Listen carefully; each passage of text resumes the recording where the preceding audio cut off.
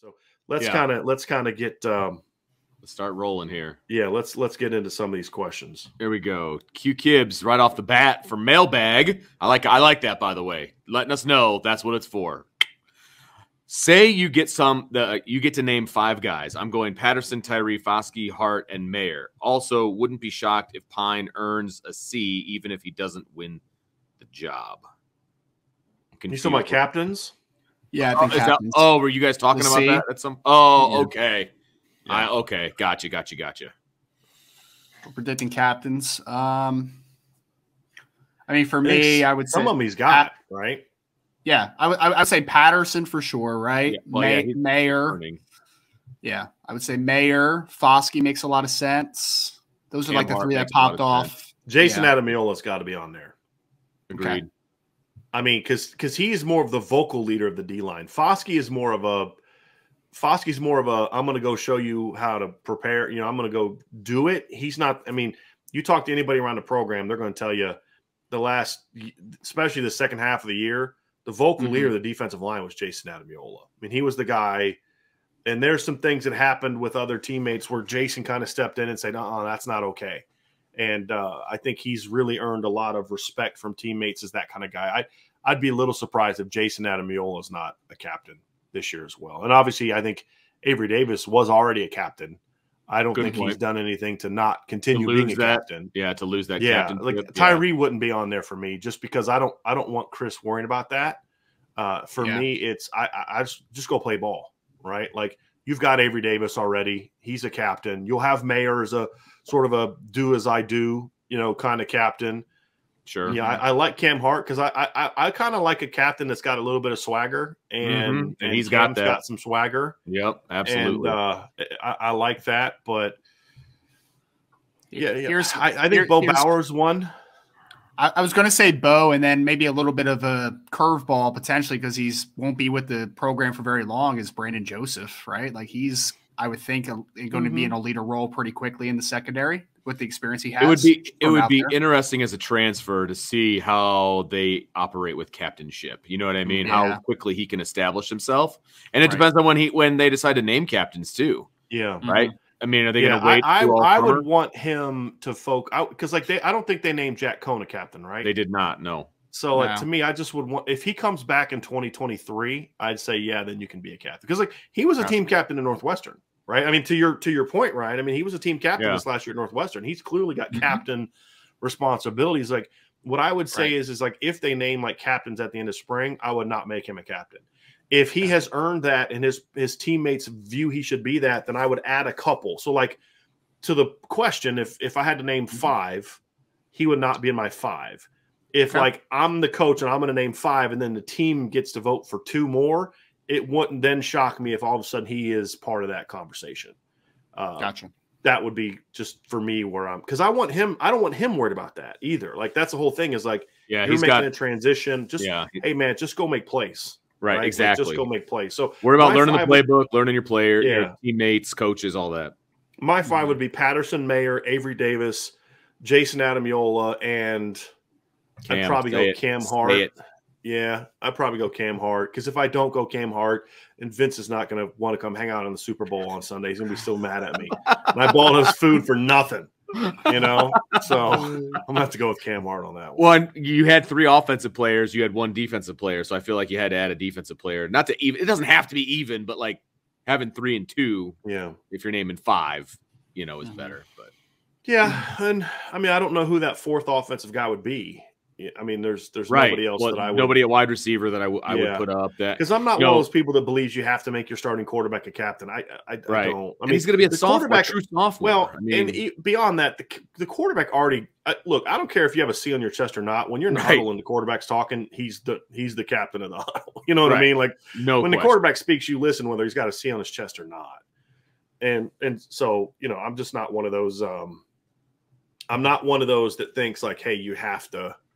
You have to name your quarterback a captain. Like Drew Pine, if Drew Pine wins a starting quarterback job, I'd be more tempted to make him a captain than I would. Because he's got captain qualities. Yes. For sure that I've seen. And it would be weird for them to name him a captain and he's not the starter. I will say that. But he drips and bleeds like leadership. He just does to me when I see him at practice. So I could see that happen. If they were going to name a non-starter as a captain, he would be the leader in the clubhouse. Right. But again, you don't have to have a C on your chest to be a captain. 100%. You know, he will still do like a captain. Right. He will still do all of that, regardless of whether he's got a C on his chest or not. So, which is one of the things I love about that kid. It's a fun question. That's like a great mailbag question. It's a great mailbag. Like it is a great question. Yeah. Jeff has the next one. Late to the show. How big of a deal is the loss of Nick Lozinski? I wasn't aware that they lost Nick Lozinski. Did that happen today? I was wondering if you knew the answer to that too, Brian. I didn't realize he had gone either. I figured I would hear that, although it's a little under the radar. I wasn't aware of it either. Yeah, I'm going to go see if there's any news about him.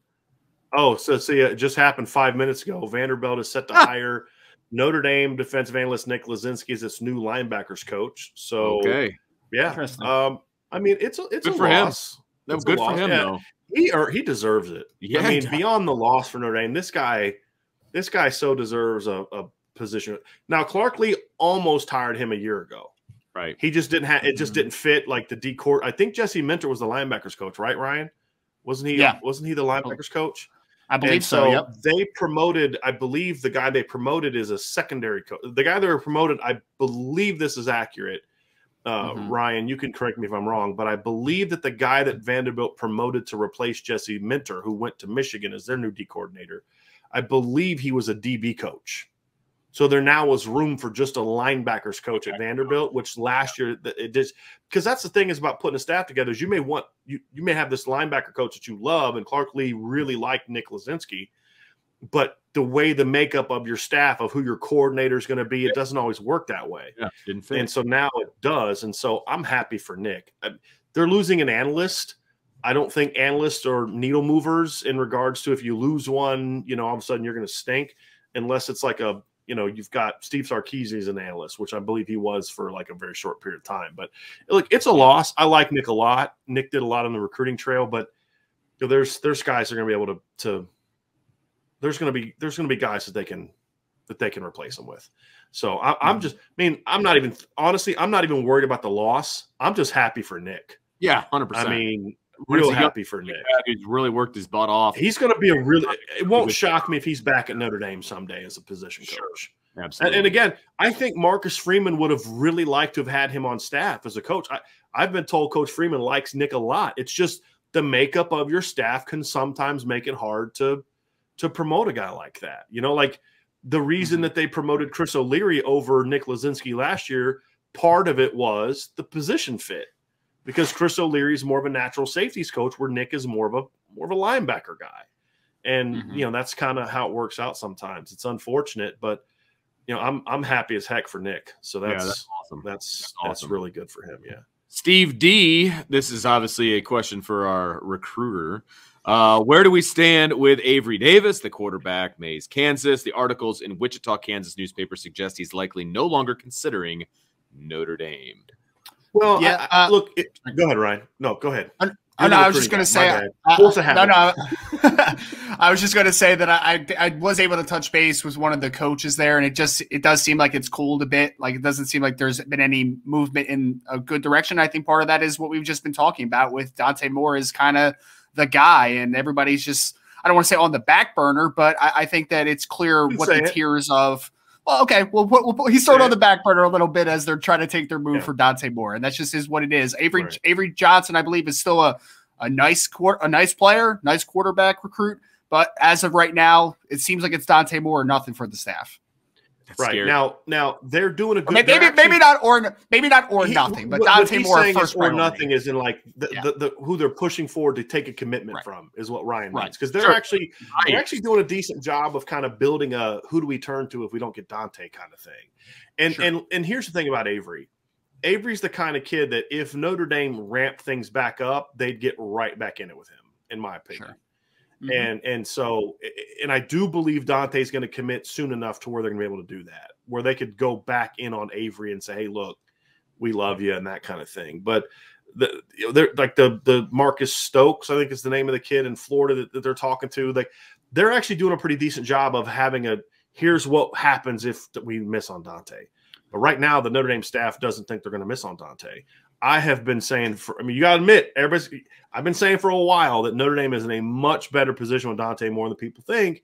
And that's kind of where we're at. So I think he's I think Tommy's done a great job there. And here's the thing about Notre Dame and Dante Moore.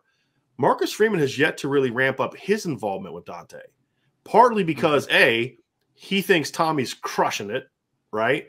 So that's allowed him to kind of get on the road and go see other guys. He did go to King to see him like during the open period, but that's the thing that also is like Coach Freeman is yet to really ramp that up on his end.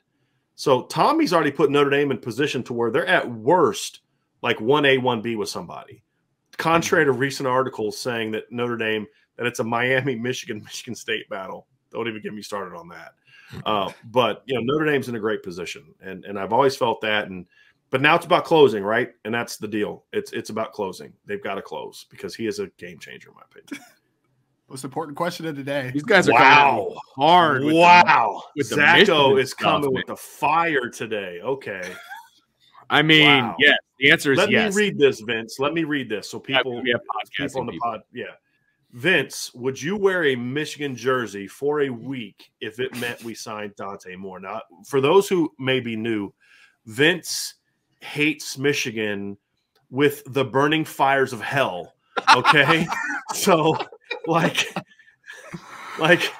yes, if he could give Michigan to Canada tomorrow, he would do it. I mean, right? Oh, absolutely. Are you kidding me? Yeah. Absolutely. But I would make sure that like the jersey never actually touched my skin. Like I make sure I have some undergarments, that kind of a thing. But absolutely. Because short-term loss, long-term gain, baby. Dude, absolutely. If it meant getting Dante Moore, Vince would have – don't even lie about the wouldn't let it touch your body. If it meant getting Dante Moore, you'd put on maize and blue underwear, Michigan socks, Michigan hat. You'd wear some like those stupid glasses that they wear at football games. You know what I'm talking about? Like the leather helmet with the wings on it and everything. Yes, yeah, 100%. He would rock that for a week if it meant getting Dante Moore. He's playing tough now, but dang well if it meant getting Dante Moore, you would rock it. There's a lot I would do. There really is a lot. I would do. Just saying, just put it out there. There's a lot I would do. But yeah, absolutely. All right. Yeah. Let's change the subject. Domer Grizz for the mailbag. If I recall correctly, which by the way, I had to look at that for 5 minutes to figure out what IIRC meant. If I recall correctly, you felt Taylor made a mistake by going all in on Shipley and not recruiting the whole board. Why is that not the same for Reese going all in on Dante Moore? Bigger gap between 1 and 2? Not that there's a bigger gap, but you're taking all in to mean something that I don't mean it to be. I don't mean all in to be you don't have anybody else on the board. The problem with the way that they recruited Will Shipley is that there was literally nobody else. That they just stopped talking to everyone else. There was nowhere to turn afterwards. Now they had to manufacture getting back in now, and they were able to benefit from, Terry Joseph had a relationship with Louisiana, and that was able to get him in the door with Logan Diggs. Tommy Reese did a great job on that one too, but like Lance Taylor didn't have much to do at all with Logan Diggs getting the job or coming to Notre Dame, and so it was a different scenario. However, even if Notre Dame went the Will Shipley route with Dante Moore, I'd say okay. Because here's the deal you have to understand about Dante Moore, and this is what I said before. I said when we had that show where we talked about they got to go all in, I said, I'm not normally a proponent of this, right? I'll admit it. I'm not normally a proponent of this because I feel like you get into situations where you end up with what happened with Will Shipley, right? And to me, this is different because this is that position and this is that player that is different. Like part of the reason you don't go all in on Will Shipley is because he's from South Carolina and Clemson wants him, right? Where'd he go? Clemson, right? Like you got to have some sense that this may not work out in our favor, right? Right. Dante Morse from about 2.5 hours down the road. It's a little bit of a different situation. He's not that much further away from you than he is from Ann Arbor. It's like, because the Shipley thing was a location Yeah, he was issue, in. right? He was from South. He was from. Was he from North Carolina or North South? Carolina? I believe he was from North Carolina, but right. Either way, Carolinas. Right. It was the distance was an issue with him. And that was part of what he said, right? I don't think, and the extra hour and a half, 2 hours to get to South Bend by car is going to have that big of a difference on Dante Moore, right? Right. So the point being is there's a lot of different factors about it, but Domer Grizz, no, this is different for me, right? This is a unique thing for me, and I'm not going to, like in 2024, I wouldn't say go all in for whoever that they pick as their guy. I think this is a unique situation that you have a special talent that's really close by, and you're at that point in your career or your tenure here at Notre Dame and as a program, more so is the better way to say it, where this is the one that you need to have this happen to get over the hump. And what I mean by get over the hump is not say that Tyler Buchner can't be that guy, because I think Tyler Buchner can be that guy. But you can't just have Tyler Buchner and then you're back to start Ian Books and Jack Cones again, right? You've got to start building. You got to continue that, and it's got to be about every 2 years. You got to bring in a difference maker. You have to. And also, I think Dante Moore is a bit of a Pied Piper in this class. I think he's that kid. I mean, Carnell Tate said it without saying it. I mean, basically, and Jaylen Brown. I mean, Brian Smith has talked about this with Jaylen Brown. I guarantee you, as Ryan starts to get to know Rodney Gallagher more, he's going to have a lot to say about Dante. He knows. I guarantee he knows who Dante Moore is. Right. And that's a different where Will Shipley's not like, oh, Will Shipley went to Clemson or Notre Dame, let's follow him. It's just a different position. It doesn't mean he's not a great player. I also the final piece to this answer this question is, there's a big difference between a running back and a quarterback. Right. And I've said this all along. Oh, you give me a great offensive line and a good running back, and I'm going to be able to win a championship. But you have to have a great quarterback, in my opinion, can impact a team and a program much more than a great running back. Yeah. And that's the other factor too, in my opinion. Ryan, you have anything to add to that? No. Like my biggest thing was what you just mentioned as the last point, is that there's a huge difference between quarterback and running back, right? Like you're take your swing at the fence at quarterback. I'm never going to, even if you miss out, I'm never going to say anything negatively, because, you have to take a swing at that position. That's just, kind of my 2 cents on it. Yep. Sparkling Swan, he has a Twilight Zone question. Does Marcus Freeman get Jabril Peppers from Paramus Catholic if he's the coach? I don't think so. I don't know anything about that recruitment or how that went. No, I don't think so. And they ended up hiring his high school coach, which factored into that as well. That helps. Was it Chris Partridge? I think is his name. So no, I don't think Jabril Peppers was ever going to come to. I think you could look back. I think Sparkling Swan. It would be fun to look back over the years and be like, who would they have gotten if so and so was here, or that kind of thing. I think those are fun to do, especially in a mailbag.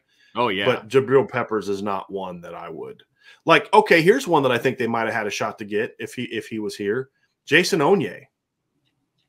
That's one I think they'd have had a shot to get. The kid that they lost to Penn State. I think that's one. Yeah.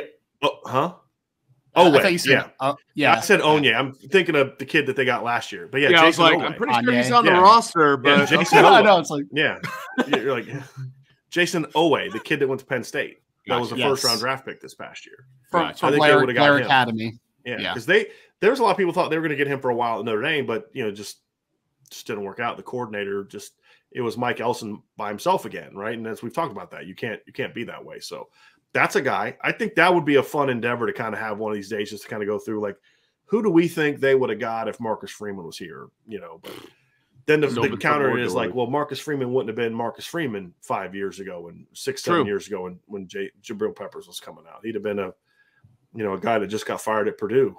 You know what I mean? So you're not wrong. That timing is important to it, but it's a good question. Next up, we don't care about context, Brian. We just want to know. Yeah, context, you silly fool. All right, Benjamin with the super chat. Thank you very much. I was wondering, I saw that Notre Dame has new pride stickers on the helmets for practice. Do you know what those are for? Thank you. They're not new. They had them all year this year. Yeah. I don't know. I can't remember if they had them in the past, but they definitely had them this year. They were green, and they were on their practice helmets. I'm sure it's for – they have a point system when they do stuff in the weight room. I'm sure it has something to do with that. I'm going to text a friend and see if he knows why. Ooh, a lifeline? Is that a lifeline? Yeah, I'm calling in a friend. But I like it at practice. I actually really like it at practice. I think it's just just another motivator because practice gets tedious. I mean, it just does. And so that's yet another motivator that you can use for practice. I am on record. I do not want them to do it for games. Do not mess up that beautiful gold helmet with stickers. I like pride stickers in general. Like we've done that at the high school level at places I've coached. I actually like it because it does motivate kids. Not at Notre Dame. Do not put anything on. Well, it's like Ohio State. I love that. That's the one thing I love about Ohio State uniform. Right, but it works for them. Right. It works for them. Yeah, it works. I'm not doing it at Notre Dame. Exactly. It's just like different. Remember back. I don't know if they still do it now, but I remember back in the day at Florida State. Like if you could tell like who the dudes were for Florida State because they'd have just like a million tomahawks on their helmets. You know what I mean? Like which is bad A. Like I like that. Must be pretty good. He's got nothing but tomahawks on his helmet. Can I say something too? Like Jack Cohn just continues to kind of go up in my favorite people list. So he's at the Shrine Bowl, and what they do with these Shrine Bowls is like they trade decals and they do all this kind of fun stuff. And and Jack Cohn comes out for the game, and there's not a single decal on his helmet. It's just a gold helmet. I'm like, this kid gets it. This kid so gets it. You don't mess that up. Like even Drew Tranquil, I think, had a decal on his helmet when he was in the Senior Bowl, I believe. Like which I don't have anything wrong with it. I get it. Yeah. Like it's what, it's fun and you're building these bonds, these connections. So it's not wrong to do it. But it's right to not do it, if that makes sense. And we just like Jack Cohn was here for a year, and I feel like he gets Notre Dame more than Brian Kelly ever did in 12 years, and then he played well, which makes it well. Yeah, that didn't hurt. That didn't hurt. Yeah, just like that kid. Kirk D.A. Anderson Fitness, thank you for the super chat. Just joined the chat. Is Preston Zinter, quote unquote, long or just fast and athletic? I asked because you guys have pointed out the lack of length for our linebackers. That used to be a problem at linebacker. That is not a problem currently, but continue. Well, Kirk, he is long to start out with. He is 6'3", it seems, and he has pretty good arm length, I would say. But I also do think that he's like we talked about it a little bit in the start. I think he redirects really well in space. I think he has a lot of quickness to him. I think straight line speed is good too. Like I don't think it's deficient in any way. So to answer the question, I guess it would be yes to all of them. Mm-hmm. Yeah, right. I got nothing to add to that. Yeah, cool. Thank you. Yeah, works for me. Monoler. I'm going to go Monoler. Brian, you were disappointed with the wide receiver hire because of what was passed over, wide receiver coach. Why do you seem more confident with the Parker hire? I didn't see anything that stood out about his resume. Well, first of all, I wasn't disappointed. I said I'm willing to give Chancey Stuckey an opportunity. It's a known commodity. I think the biggest difference between that and the Parker hire is what's different about – I mean, I don't see anything stood out about his resume. One thing that stands out compared to Chancey Stuckey is he's coached more than 1 year. I mean, that was the – look, I never said that I don't think Chancey Stuckey could be a good coach. I mean, clearly they saw something that they liked. It's the known versus the unknown, right? And that I've always been honest about that. But what we said at the time was because Chancey Stuckey's such an unknown commodity, it's a gamble, whereas I think Jamarcus Shepard would have been more of a sure thing. Sure. But it's a gamble. We'll say, okay, but as I've always said, if you got the chops, you got the chops, man. And I'm willing to give Chancey Stuckey the opportunity. And Ryan keeps talking to me all the time about how when he talks to receivers, like they don't just mention like, yeah, I talked to Coach Stuckey. Like they have excitement in their voice when they talk about Coach Stuckey, right, Ryan? I mean, that's something that we've discussed. It's unprompted a lot too. Like they'll just bring them up. I don't even ask like, oh, how's Coach Stuckey doing? They're like, oh yeah, Notre Dame's. It's been great conversations. I talked to Coach Stuckey a ton. He's a great guy, very religious person. Speaks highly of, himself, obviously of the background and so they speak praises of him to say the least. Now with Parker, I mean, nothing stood out about his resume. I mean. Okay, he didn't coach at Bama or Ohio State, but like this is a guy that was the offensive coordinator at West Virginia for 2 years. He was at Purdue for several years. He's been a recruiting coordinator.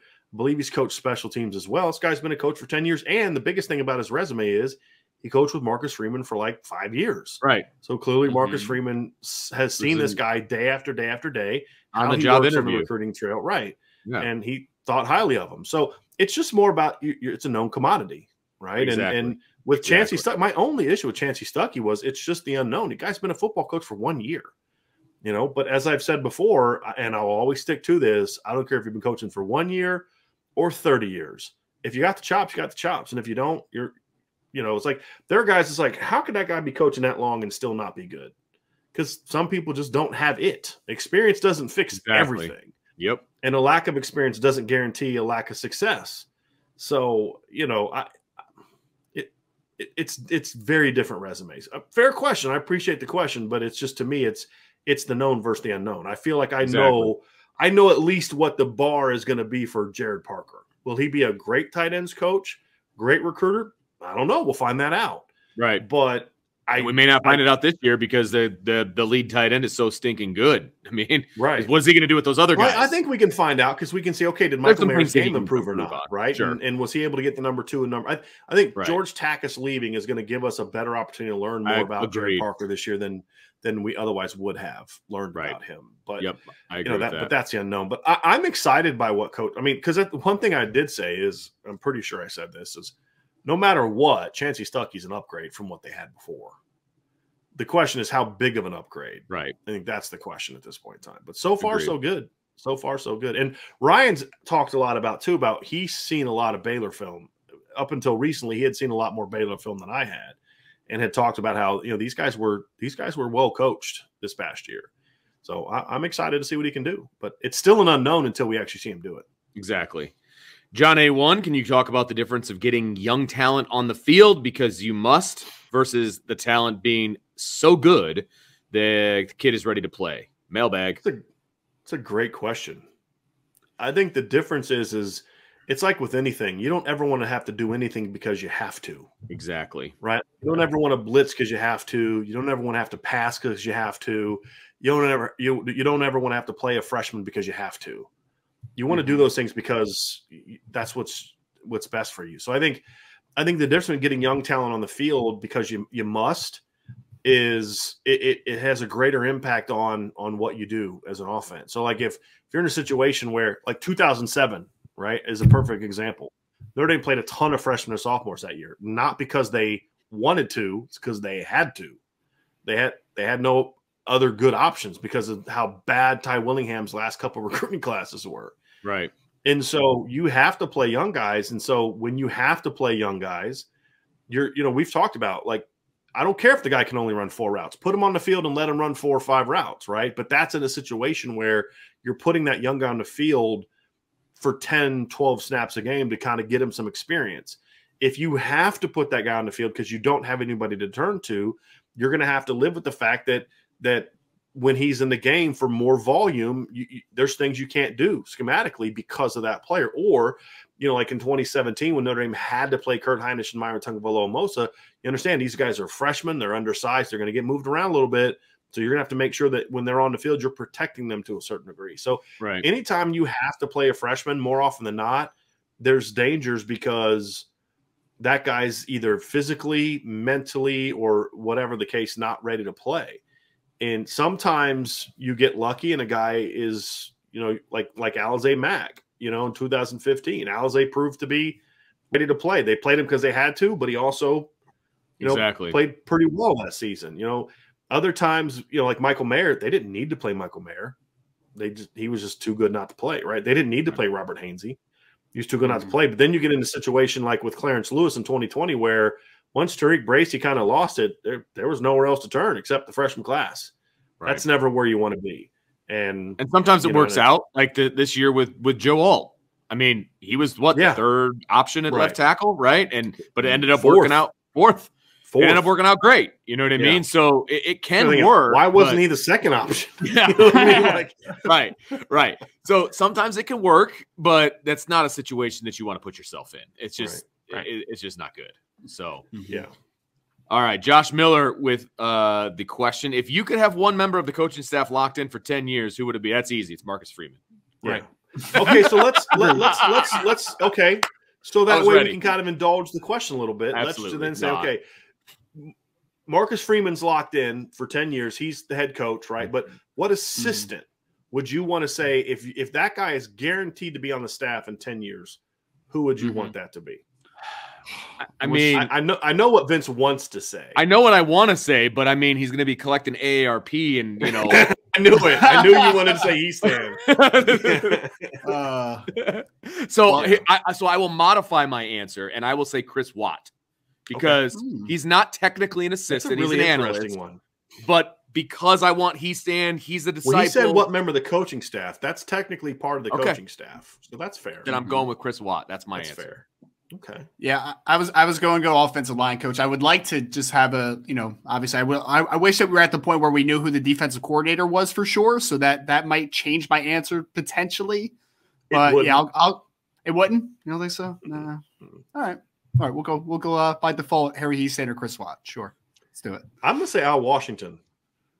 You haven't seen him coach yet. Huh? I know. You haven't seen him coach. I haven't seen Chris Watt coach yet either. Well, all right. The reason I say Al Washington because I feel like if Al Washington is here in 10 years, it means he's the defensive coordinator. That's fair. Meaning, because here's the thing about whoever the next defensive coordinator is. Mm-hmm. If Marcus Freeman makes the hire that I think he's going to make, one of two coaches that I believe he's going to make, both of them are if they do the job that I think they're capable of doing, are not going to be here that long, like maybe 3-4 years, and then they're going to be head coaches. If Al Washington's not here in 10 years, it's because of one of two reasons. One is he got a head coaching job somewhere, which is certainly possible. Mm-hmm. But if he's here in 10 years, it means he stayed. The new D coordinator had success. Al Washington steps in and he's the defensive coordinator. I think it's going to be tough to really have, and this is why I think I'll say the easy answer, but the one that makes the most sense is the offensive line coach, because Chris Watt is so young still. He's still in his 20s, I believe. At the end of the day, in 10 years, Mike Mickens is probably a head coach or a D coordinator somewhere. Al Washington's going to be a head coach somewhere. Dylan McCullough's going to be almost 60 and a head coach somewhere. I'd be shocked if Chancey Stuckey's not, coordinator or in the NFL or something. So long from you know what I mean? Like, because if you look at Brian Kelly's first staff, there was one coach that made it to year 10, Mike Elston. Yeah. Right. And I don't know if there's anyone that I could see. Like Tommy Reese is not going to be here. I mean, you're hoping Tommy Reese is going to be here for 3 years. Yeah. He's going to be a head coach somewhere. I think this conversation even gets more interesting if you say 5. Yeah. But I mean, I think all of our answers probably are the same. But here's one. Brian Mason. The special teams coordinator? Yeah. Okay. Maybe he's a guy. I don't know. But yeah, I mean, and honestly, if you're a head coach, you don't necessarily want a guy to be here for 10 years. Yeah, that's true. Look, a good head coach wants his coaches to get their opportunities to reach their goals. Yep. And their aspirations. Like, want to make those jobs much more appealing. Right. I know this for a fact. Tommy Reese was not at all upset about Lance Taylor and John McNulty leaving at all. Now, was he bummed that guys he respects and likes working with are leaving? Personally, yes. But professionally, he was happy for them because they're getting promotions to do things they ultimately want to do. Right. And good coaches are that way. Good coaches are like, look, look, Mike Mickens and Marcus Freeman grew up together. You don't think Marcus Freeman wants Mike Mickens to reach his career goals? Now, maybe Mike Mickens' career goals are just to be Marcus Freeman's cornerbacks coach for the next 10 years. More often than not, though, it's I want to be a coordinator. I want to be a head coach and those things. And it's good for your program when those things are happening. And I think that's ultimately where Coach Freeman and is going to be is, he wants Tommy Reese to get a head coaching job somewhere. It's just not until we've won a title together, right? Yeah. I mean, that's the thing is like, right, I want Al Washington to be a head coach somewhere someday, but not until we've done certain things together. Right. And I think, and I think to your point is as much as I think the O line is easy because you can kind of have Harry Easton here in 10 years. Exactly. It's vicariously through like Chris Junior. Watt, you know what I mean? So yeah, absolutely. A couple people in the chat said Bayless, and I think that's a good answer. That's a great answer because he's technically part of the coaching staff. That's a great. Yeah, I didn't even think about that. That's a great I didn't either. That's a great answer. All right, boys, I'm gonna have to bow out. But with the starred ones, I've just been going right down the drain there. So, all right, everybody, have a great Friday. Have a great weekend. See you, Vince. Good. See you, Vince. Omar Austin, we haven't seen Omar in a little while here in the chat. Good to see Omar. I grew up in New Jersey, northern New Jersey. No Sean Marino put almost 400 yards on my high school in the state playoffs. Best I ever saw. Who is the best New Jersey recruit Ryan has seen play in person? It's a good one. That's a good question. So a quick story, and then I'm going to actually give my answer. Okay. So there was a young man named Wesley Hills that played at Salem that ended up, he went to Delaware and ended up at Slippery Rock and spent a little time in the NFL. So the team I was coaching for, actually, he ran for over 400 yards against us and 8 touchdowns. He set the New Jersey record for rushing yards in a game, which was broken 12 minutes later that same day by Corey Clement out of Glassboro, who went to Wisconsin. But my real answer to this is coaching. The best that I've played, that I've coached against, and that's just kind of my direct knowledge here, would be Jonathan Taylor when he was at Salem. I coached against him in both football and track and field. I saw him run his 10.4 something at 210 pounds in the state track meet. And also coached against Palmyra High School that had Kelvin Harmon, who played at NC State and was drafted by the Washington Redskins at the time, now the Washington Commanders. And they also had Taj Harris, who was at Syracuse, and now just transferred to Rutgers. But so it would be Jonathan Taylor was the best that I saw personally. Okay. Who, what about anybody that you've seen from New Jersey that you didn't see live? Anybody that you kind of stands out? I think so when I was a very young kid, and I don't really remember it too much, I saw Ron Dane play when he was, he went to belly fat. I think Overbrook or something was the school that he went to. I can't remember, but so he went there. Otherwise, I've definitely seen a couple of North Jersey teams. Like I saw Devin Leary when he was at Timber Creek, who's a really good player at NC State. Can't really. I liked him coming out of high school. Yeah, no, I liked him a lot coming out of high school. Yeah, we saw. Yeah, he was awesome at Timber Creek. So saw him play. Never saw Jabril Peppers play. I know he was great, obviously in Jersey. So. Can't really think of anybody other than I think Jonathan Taylor would be the number one. Jonathan Taylor was just.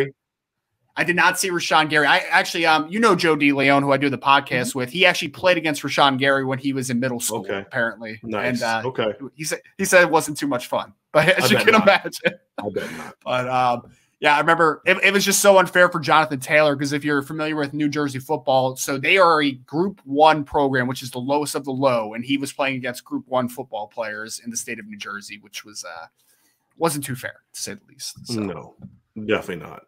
I did not see Winbush either. Did not see Winbush at St. Peter's, unfortunately. Okay, so that means you also didn't see like Minka Fitzpatrick as well. Did not see Minka. I saw highlight tapes. Never saw him live though. Never saw him live.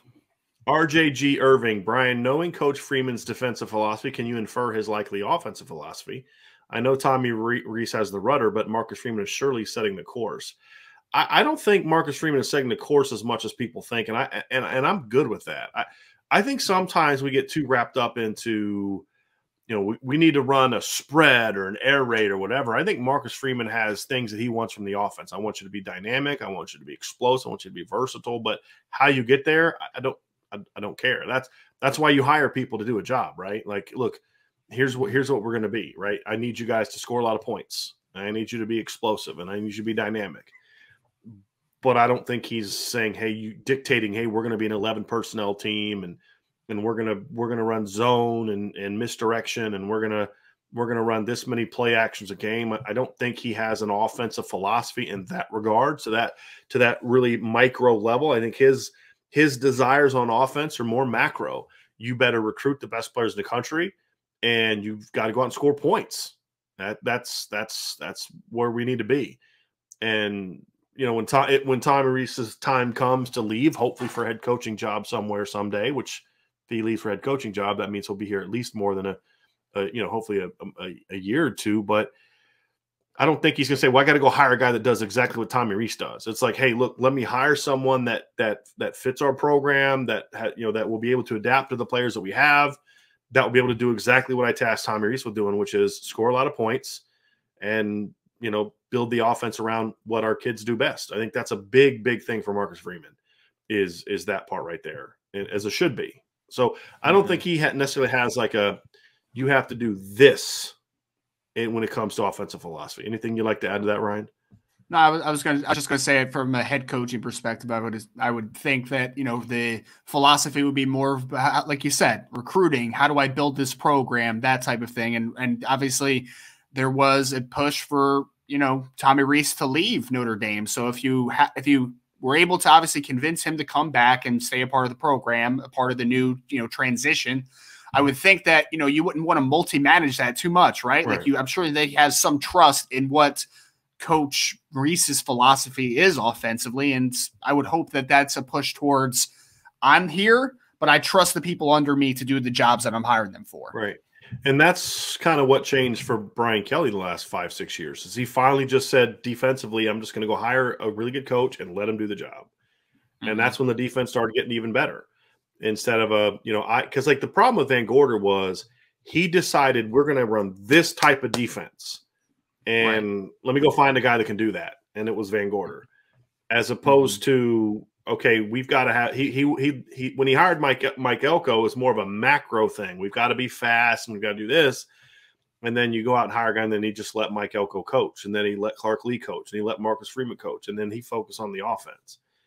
And I think that's kind of what you do is like, look, I need you to make stops. I need you to be athletic and aggressive and all that. So the philosophy is going to be more on a macro level, RJ, and that I think that'll be where the focus is. Joseph Sergey, here's a couple for you, Ryan. Two-part question from Joseph. Number one is, what does running back recruiting look like now with our new running backs coach? That would be Dylan McCullough, who it was officially announced today that he is going to be the new running backs coach in Notre Dame. And then question number two is, are there any big-time backs that Notre Dame now has a chance with? I think the pecking order of running backs is still the same. They're shooting for a guy like a Justice Haynes, who's a top-level, top 50 type running back, right? David Solomon here says that Joseph, talking about a good question, can McCullough take things to another level with Justice Haynes? So I think that kind of fits into what you were getting ready to talk about, Ryan. Yeah, and so I think that there's stuff. I think the coaching staff now has some more ties into Georgia, right? Which I think will be huge for that recruitment. If you ask me today, I still think that Justice Haynes is going to be a tough pull out of the South, right? Like I think especially the University of Georgia, like there's a lot of interest there. He's been there multiple times, so I think it's a tough pull to say the least. But I still think that they like Jaden Lamar out there in Washington. He's more of a, he's a smaller back, but used heavily in the passing game. I think he can kind of do things from a space perspective that's a little different than a Cedric Urban Jr. Obviously, they still have Cedric, who is, full go for Notre Dame, which is, a good running back and a good starting point. So I think they're going to continue to kick the tires with some higher level guys. Justice Haynes is definitely the top of the board, and they're not going to, stop. They're going to keep going after him. But today, I would say I don't know how much movement is done. And we won't know, honestly, because Coach McCullough just got on the job, right? We need to see what the waves are that he makes on the recruiting side of it. But I do think right now where we are, that Justice Haynes would be a tough pull for Notre Dame. And I don't think a second back is a must in this class.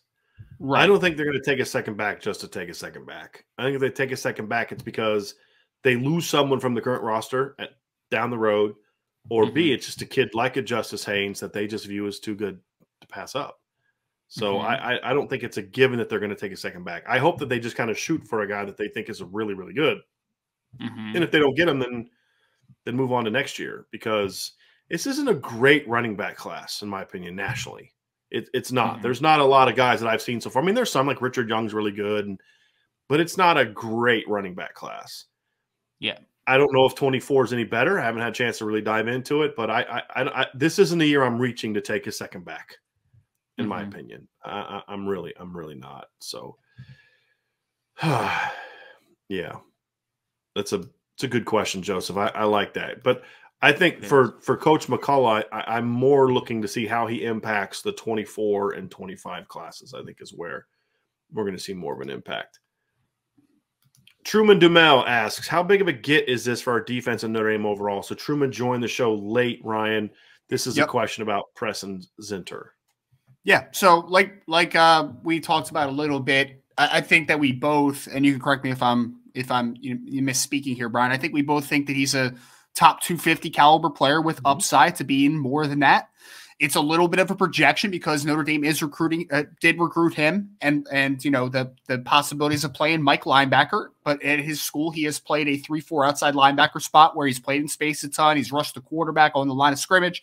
So he hasn't been in the traditional Mike role. So you haven't seen him there, but from a physical perspective, we're talking 6'3" with good length. We're talking a good athlete overall, can change direction in space. So all the boxes kind of check to being, obviously into that Mike mold. So I think it's a really nice get in the senses of, hey, we got a 250 caliber kid when we already have Notre Dame when Notre Dame already has a Drake Bowen in the class, which is a legitimate top 50 caliber linebacker. So you have added to that linebacker room where last year we got the 4-man class of Jalen Sneed, Nolan Ziegler, Tuli Alamaka, and I'm missing one guy, and Burnham, of course. How can I forget Joshua Burnham? So you got a star-studded 2022 class for Notre Dame, Prince Collie the year before. So it's been a tremendous couple years for the linebacker position. And I think Zinter is he's a great addition to the class because of all the things I've already mentioned. And also I think that he's a really good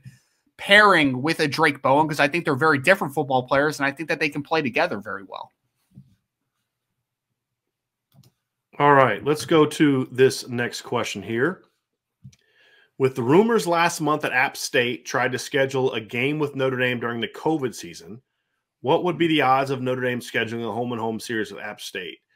I have no idea what the odds are. I wouldn't mind seeing Notre Dame schedule App State in a home-and-home. You just have to understand that the home-and-home is not going to be played in Boone, North Carolina. There's no way App State plays that game in Boone, North Carolina. There's no way Notre Dame's going to go to Boone, North Carolina. The reason that I say that is, I mean, let me just look this up because this is just kind of how these things go, right? It's like whenever, like I was talking to my wife yesterday, we were kind of going over the travel schedule for the 2022 season. And we talked about Syracuse. And I said, I've always kind of wanted to cover a game in the Carrier Dome just because I grew up, watching Marvin Graves playing in the Carrier Dome, Don McNabb, then basketball games in the Carrier Dome, Billy Owens and Derek Coleman and Sherman Douglas and Adrian Autry. I mean, it's just kind of what I grew up on. It'd just be kind of cool to do it. The problem is every time Notre Dame has look to play a game there. It's like since I think 2004, every time they're going to play Syracuse on the road, Syracuse moves the game to MetLife or one of New Jersey, where the Giants or Jets play. Why? A lot more people and they get a bigger payday. Sure. And I'm looking at it now. The stadium at App State holds 30,000 people. Right. So if you're them, okay, yes, it would be cool to kind of have a game there against Notre Dame and all the other kind of stuff. But if you were to move the game to Charlotte, for example, right, home of the Carolina Panthers, all of a sudden you're in a stadium that's what, Ryan? I'm pulling up their stadium now. It's going to be stadium capacity is 75,000. Yeah. That's 45,000 more tickets that you're going to be able to sell if you play that game in Charlotte. So that's why Wake Forest was going to reschedule their game. Notre Dame was supposed to play was it last year? They were going to play at Wake, but they'd change it to Charlotte. They're going to move it to Charlotte. Why? Because they make a lot more money. Makes sense. And and it's easier for Notre Dame people to get to Charlotte than it is to get to Winston-Salem or Boone or wherever else. So here's an interesting question for you, Ryan. I'm going to have you touch this one. Okay. What's the difference between a Cam McDaniel and Will Shipley?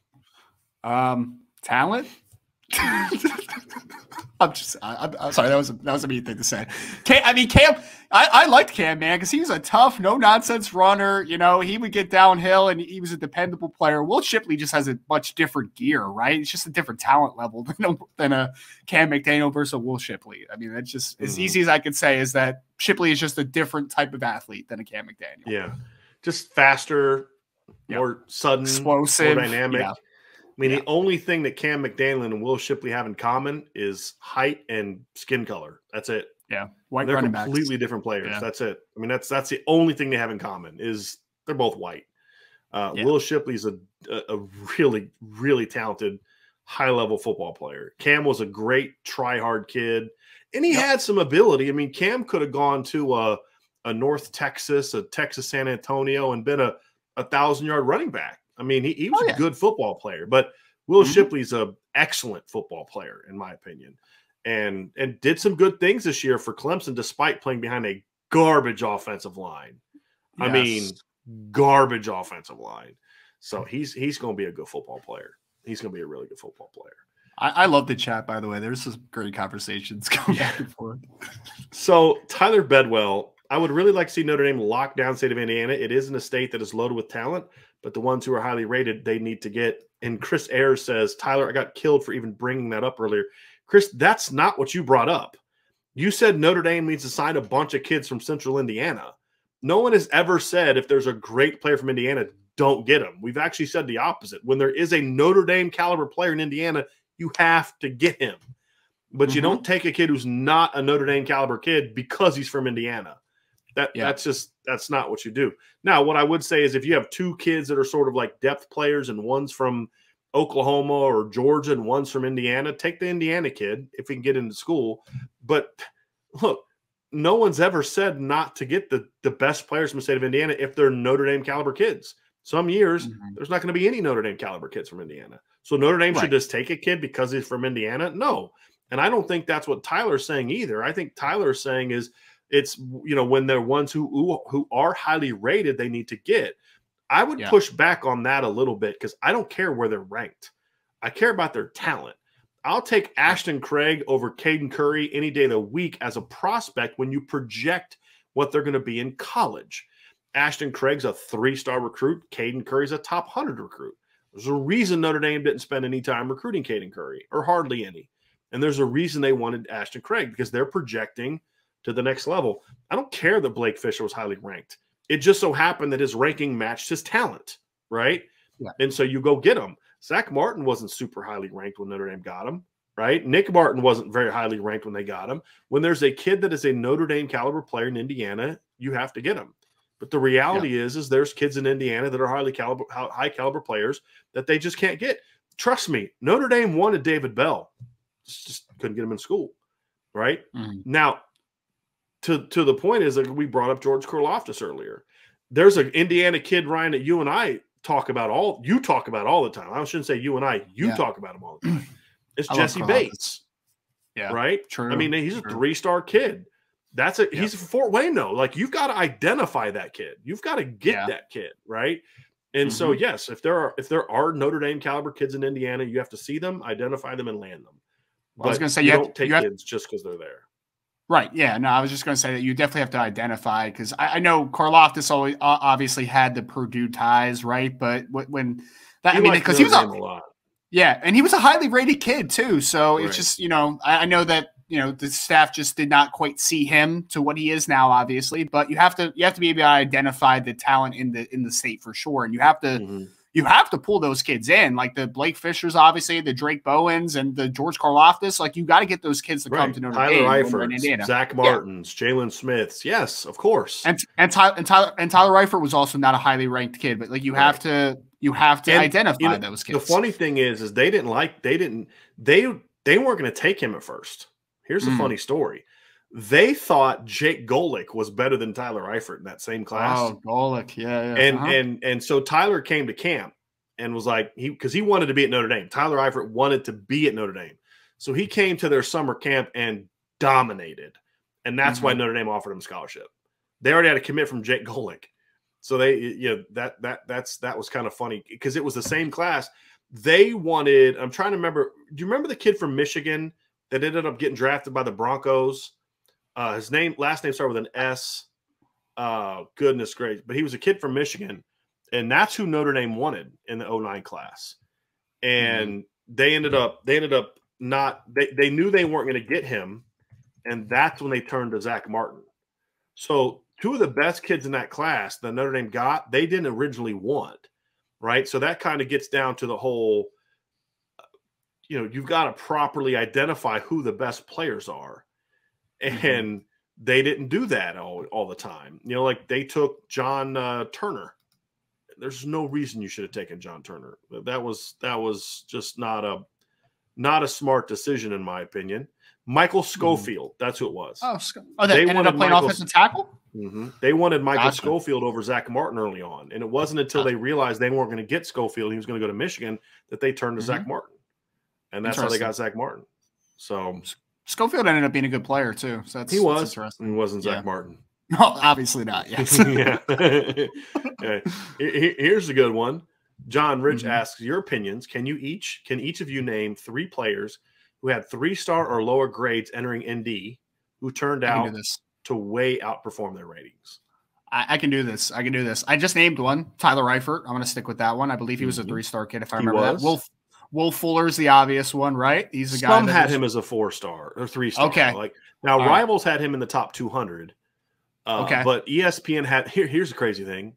Remember, we've been saying a lot of dumb things that ESPN's done. They had Will Fuller as the lowest ranked position player in the 2013 recruiting class for Notre Dame. That's crazy. That's just dumb. It's like when you make mistakes that bad, it's like you just gotta you gotta. I'm gonna see what his composite ranking was, so to see if he fits into your category, Ryan. Well, my last one was Adi Ogundeji, right? Was a Western Michigan guy that Notre Dame flipped, right? So that would be a one. Wasn't Cam Hart a little lower rated, or am I wrong there? He was definitely a 3-star. He was like in the 600s, I believe. Yeah. Of the final rankings. I'm actually going to look that up, but he was very low ranked, and he someone just said pretty good.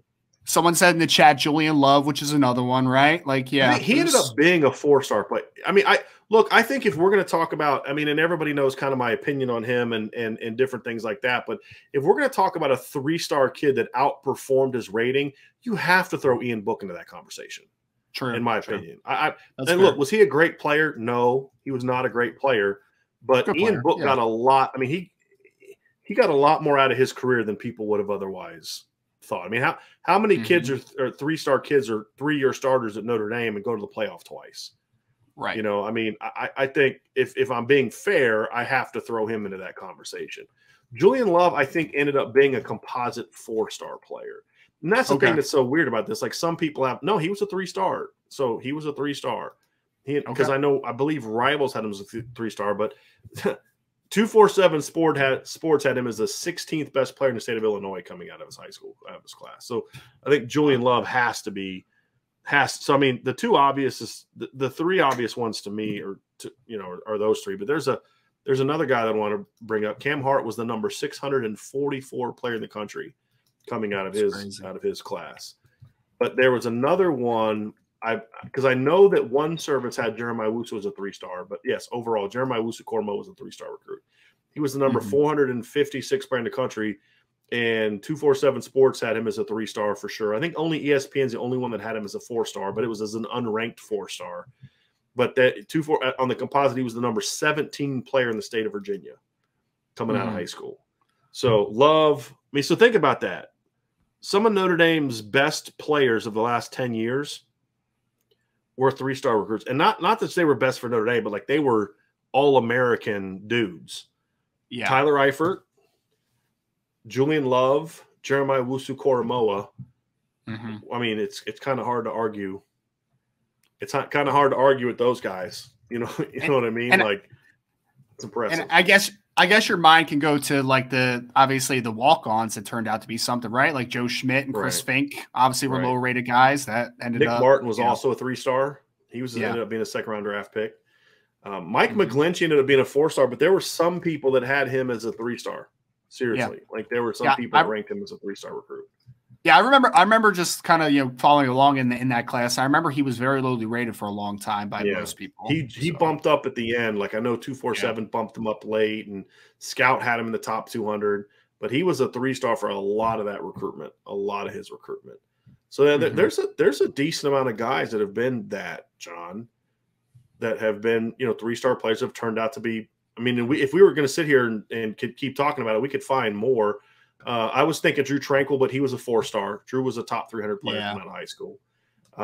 So there's other guys. Kyron Williams. True. Kyron Williams is a 3-star recruit coming out of high school. So it's now that I think about it, it's kind of like it's going to be kind of hard to pick just 3. We've named some All-American dudes on there. So there's been a lot of those kids that have turned out to be darn good football players. No, I stand corrected. Kyron was a 4-star on the composite ranking, but he was the number 367 player in the country. So he bumped up late as well. Although I believe Rivals had him as a 3-star, if I remember correctly. And I'll be honest with you, that's one that I missed. I had him as one of the Rival said him was 3-star. I had him as one of the lower plays in the kids in the class. I said, look, I think the kid's a good football player. I didn't think the projection was there because of his size. That was my big concern with Kyron Williams. I didn't see his game translating to college, and I was wrong on that. He turned out to be a much better player than I thought he was going to be. No doubt about it. And then here's I'm going to kind of flip this. Who was the guy that you saw coming into Notre Dame that you're like, this guy's going to be a dude, and ended up just doing nothing? Like, not even like a Javon McKinley, who I thought was going to be really good, but he didn't really break out to the end. I'm talking about a guy just did nothing. It's easy for me. It's Josh Barajas. I thought Josh Barajas was going to be really good, and he drank himself off the team basically. But yeah, that was the one for me. That was by far my biggest miss. Shaq Williams is one that popped into my head real quick. I thought he was going to be something special. I would have liked to have seen what he could have done in that in that final year had he not got kicked off the team. Because remember, he was supposed to be a senior in 2014, and he got kicked off the team with Kavari and DeVaris. Yeah, I see people putting in the chat. Obviously, the quarterbacks are always going to come to mind, right? Like Dane Chris, Gunnar Keel. Those make sense, obviously. But see, Gunnar had a 3,000-yard season in his career. I mean, Gunnar was actually, in my opinion, a good player at Cincinnati until he got that really violent concussion. He was never the same player after that. But if you look at Gunnar Keel's, I think, first year in the starting lineup at Cincinnati, he had some really impressive stats, in my opinion. Yeah, no, he did. He did. Someone just put in, this is my answer. I thought Max Redfield was going to be a guy. And he was a solid player, when he played, but he wasn't nearly the player I thought he was going to be. Yeah. He's another guy. How would he have done in this final year if he didn't get kicked off the team? Like, would he have changed that, Gunnar Keel in his first year as a starting quarterback at Cincinnati threw for 3,254 yards, 8.3 yards per attempt, 31 touchdowns, and 13 picks at Cincinnati. That's not bad at all. Late in that year, he had a really devastating concussion, and he was gun shy after that, which I'm not going to lie to you. I get that. I get that. I certainly can understand that. But yeah, Josh Barajas for me is the one that I missed on. I missed on big time. Hey, I want to throw this up there too. Matt Last, thank you for putting this out there. He said, former Notre Dame player Jamion Franklin, who is a great kid. If you don't know Jamion's an awesome kid. He has a GoFundMe asking for help for his family. His dad was diagnosed with leukemia 4 years ago and beat it, by the way, which is awesome. And his mom was just diagnosed with stage 3 breast cancer. So that is not a good situation. So definitely keep Jamion in your prayers. But if you're willing, I don't know if – I haven't seen this, so I'm taking Matt at his word for it. Let me see if I can find it because I know Jamion a little bit. So let me see if I can find that link and I can put it in the chat if we can. So I'm going to try to find this and see if I can find the GoFundMe. Okay, here it is. I found the GoFundMe page, and I'm gonna put it in the the chat. So it's gonna be down there. Let me see if that works for everybody to be able to pull that up. Ryan, can you test that real quick and just see if that pops up for you? Yep, I'll test it right now. Okay. It's only gonna let me. I don't think it's going to work on my end because it just lets me show. Okay. It won't let me then what I'll do is I'll put the tweet in there that has the link in it and see if that works. So see if that works. Okay. So hopefully that works. But yes, someone said it works.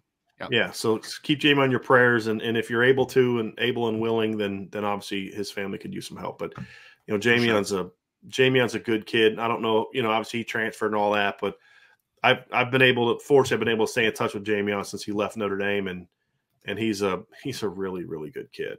Really good kid. All right, here we go. Let me see if we got a few more of these before we get out of here. Ryan, can you go through and as I pull these up, see if you can maybe find a few more to star if there's some more questions in there. Matt, thank you for sharing that. I appreciate it. Gideon Rosa asked, do you have any indication if Keon is trending towards decommitting?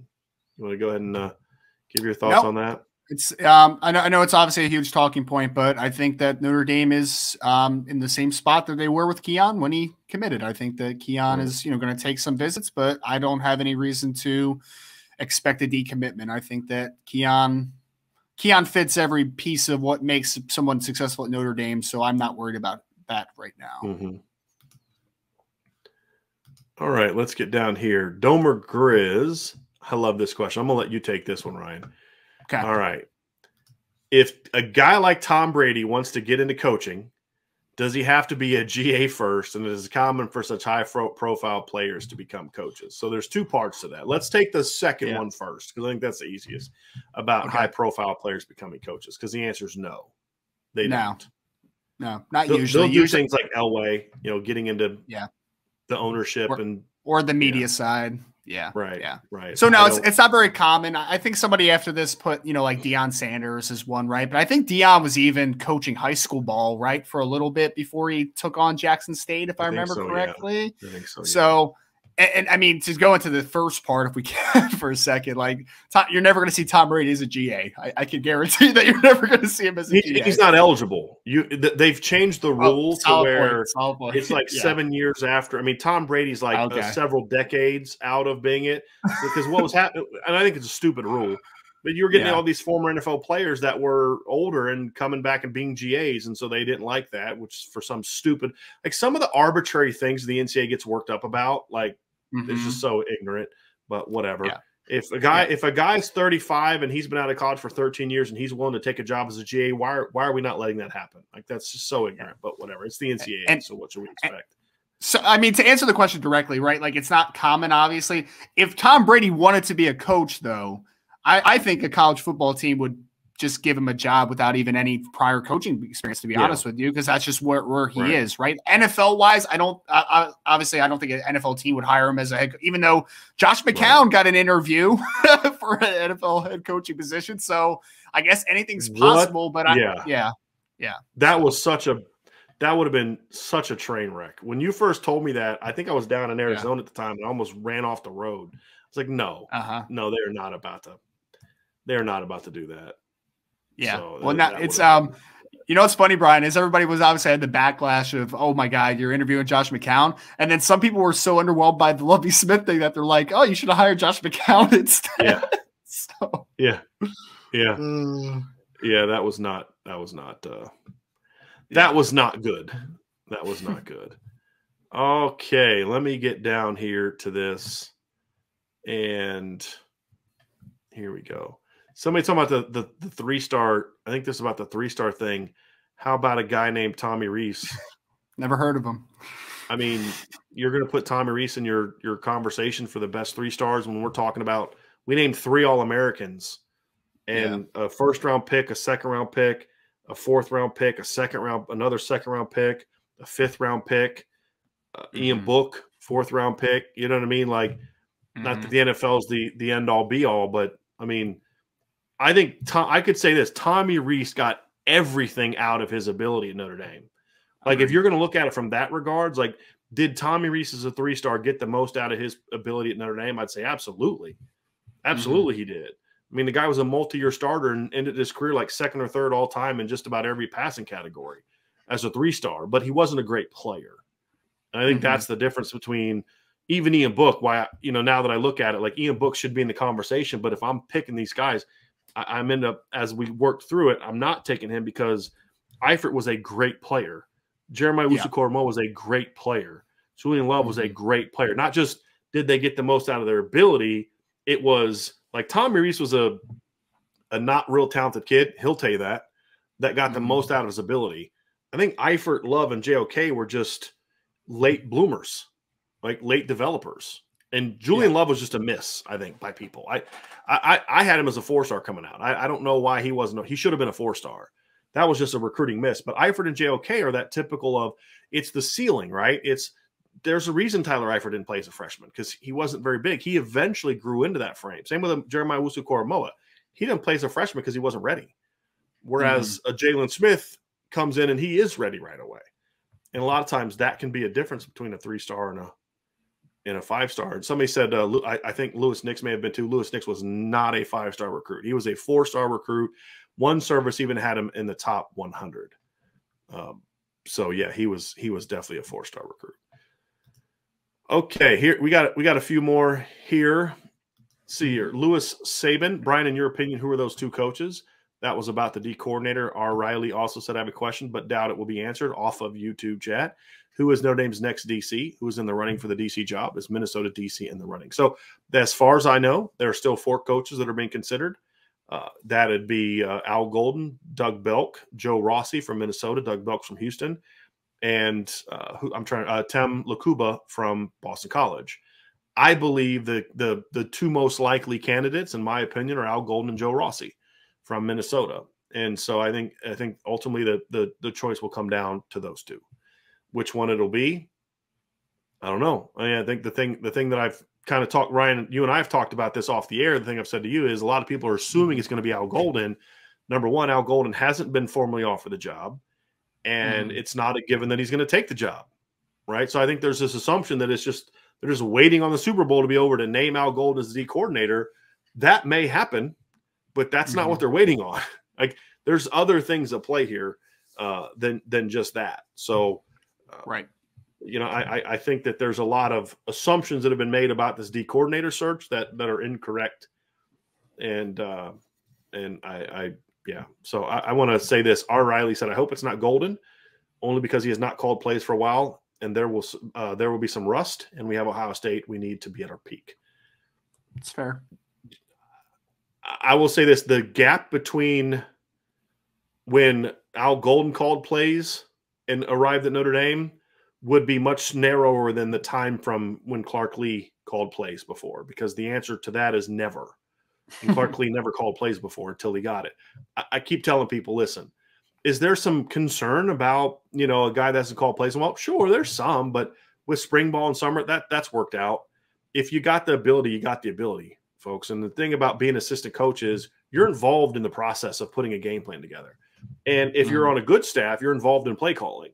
There's been some rumblings and articles saying that like Al Golden was the primary play caller on like 3rd down. I don't know how true that is, you know, so he was making decisions. I don't know how true that is.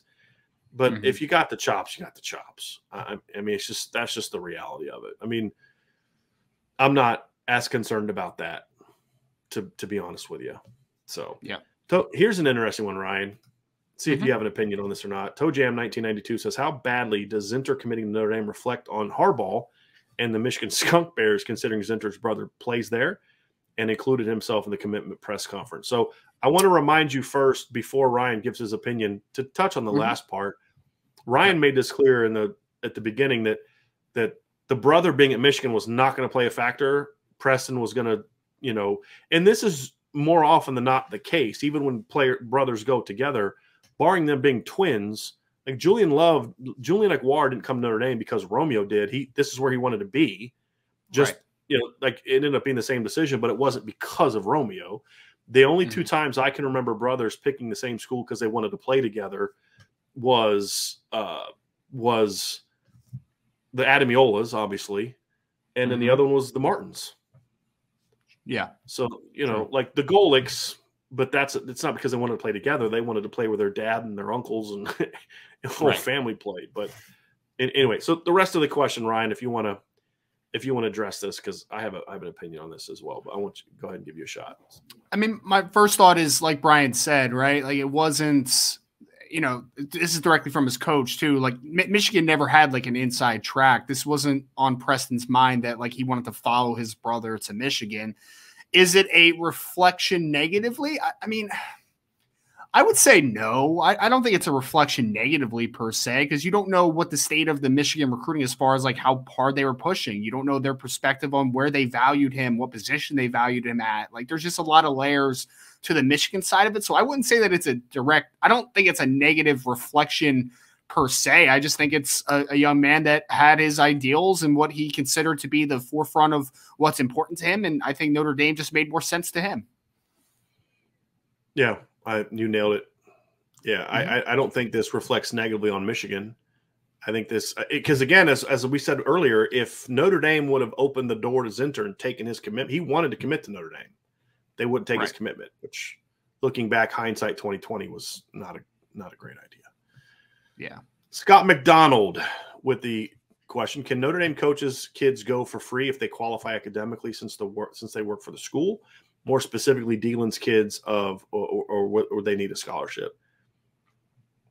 I'd like to get some clarity on this, but I think there's been a rule change in the last decade where you only go to school for free if you've worked there for a certain number of time, but if you haven't, it's like just partial. I'll have to get the full answer on this, but I don't think so. But look, if his kids are good enough to play at Notre Dame, like for example, Deshaun McCullough, he's the 2022 kid. He's a Notre Dame caliber player. If he wants to come to Notre Dame, I think you should give him a scholarship. I mean, I because I don't believe it would be a full ride. I don't. That's why I think they put Ron Paulus the third on scholarship, because it's not a full ride, I don't believe. But I'll look into this because I've had people ask this question before.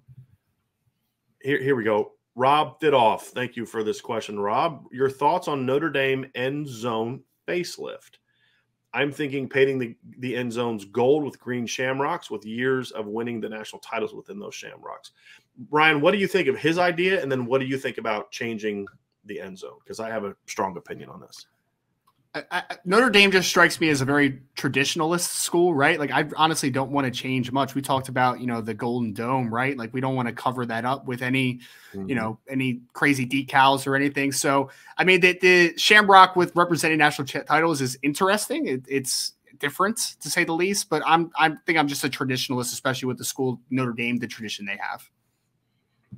I would change the end zones, because there are some things that I think are tradition that shouldn't change, and I think some things I'm totally fine with. Like I think about like who established the tradition, right? It's like Newt Rockne, and Newt was an innovative guy. He was like, let's stay ahead of the game. He wasn't like we've been doing this since Jess Harper, so let's keep doing it, right? Like, I think it's kind of like the scoreboard thing. Well, Newt didn't have a scoreboard. Well, Newt would have had a scoreboard if they had scoreboards back then, right? Like, he would have been the first person to put a big old promoting scoreboard up there, because that's just kind of how he was. To me, I don't think that necessarily takes away from the tradition. I'm sympathetic to your argument, Ryan. I don't think there's anything wrong with what you're saying. I get it completely. But I think the thing I like about Rob's, like, so I wouldn't do what Rob was going to do, right? Like, I would just kind of put Notre Dame in one and Irish in the other, and I would have it be a blue one with white and gold, or that kind of thing, and maybe put a shamrock in there. But I do kind of like the idea of on the Irish side, like listing on the outside, like maybe 5 on one side, 5 on the other, and then like 1988 somewhere in the middle. I think that'd be kind of cool.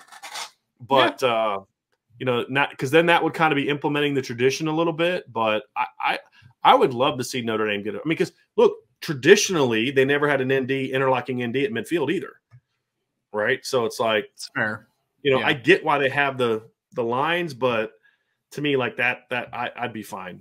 I think, I guess there's other things you could do to represent that than just having it in the end zone. But I personally would, that's one of those traditional things that I wouldn't necessarily be too upset if they change it, and would probably push for it. It's up to me. But if they don't change it, it's not like some kid, why'd you pick Michigan over Notre Dame? Michigan has painted end zones and Notre Dame doesn't. You know what I mean? Like, it just, for me, aesthetically, watching on TV or whatever, I just think it makes it look cooler. But I don't think it's moving the needle. It's not like Ryan, you're missing the boat, recruiting director. This is what's going to make Dante Moore come to Notre. No. If Dante Moore came to Notre Dame because they had painted end zones, I'd say this is not a kid mature enough to become a Notre Dame, right? Like, that's not why he's going to decide to come to Notre Dame or not come to Notre Dame. But it would be kind of funny, because someone's going to, that's because they don't, okay, whatever. But I like that idea of the green shamrocks with the years they've won titles. That could be really interesting. Really interesting. I dig it. I dig it, Rob. All right. Gideon Rosa. I don't know that I would trade Shipley for any of our current running backs. I mean, I'm not going to get into this. I don't like doing the whole trading thing, because I think Notre Dame's got good players. Look, I wouldn't trade Shipley for any Notre Dame's running backs, because he had a chance to come to Notre Dame and chose not to. They had a chance to go somewhere else, and they chose to come to Notre Dame. I'm going to take the kid that chose to come to Notre Dame any day of the week. as opposed to the kid who had that chance and didn't take it. So that's why I wouldn't do it. But as a player, look, Will Shipley's a heck of a running back. And if Will Shipley came to Notre Dame and one of the Notre Dame backs went to Clemson, you'd be saying the same thing about I wouldn't trade Will Shipley for any for any Clemson's running backs kind of thing. Like, look, Notre Dame's fine at running back. They recovered well. They're fine at running back. But that doesn't mean that Will Shipley wouldn't have been really good on this team as well, in my opinion. That's just my 2 cents, Ryan. I don't know if you agree or disagree with that. No, I agree, because I was going to answer it, and then I was just kind of like, I don't want to downplay Notre Dame's talent that they have at the position, but certainly Will Shipley would fit in well, and he would obviously be deserving of a spot. Like, he's a very talented player. He'd be getting touches. We're talking about the differences between Will Shipley and Cam Hart, and Shanty Irishman said Cam is better looking. Okay, can't disagree with that. Can't disagree with that. Right? Cam had one of the best all-time like still shots ever. Like that time where he's at USC and his helmet gets knocked off and he says this like total chill face on, like, okay, I might get killed here, but it's all good. Laker Irish asks, why didn't we recruit Keontae Goodwin out of Charleston, Indiana? Ended up at Kentucky. He couldn't get into school. It's pretty simple. Keith Wiegand, is Caden Fegan still on Notre Dame's board, and what position? Which again, take that one, Ryan. He's still on the board. They still want him at running back if he ends up at Notre Dame. I just don't. They're not pushing for him right now. But he's on the board, yes, and there is interest. Like Brian said, though, I don't know.